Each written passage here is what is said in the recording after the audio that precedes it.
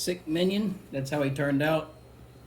My son thought it was cute that his butt is showing. But it was a little dirty print. I tried to use a feature called wipe. And what it does is it moves the print head back and forth before it moves away and starts the second layer.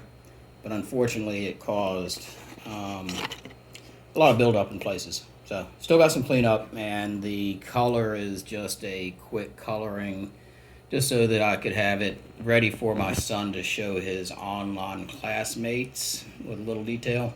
I'll get the fine tip markers out later and get some other colors out. But there he is for now. He looks really cool. It was took about, I think it took less than a day, and if I remember right, I did 10% infill. Anyway, there he is.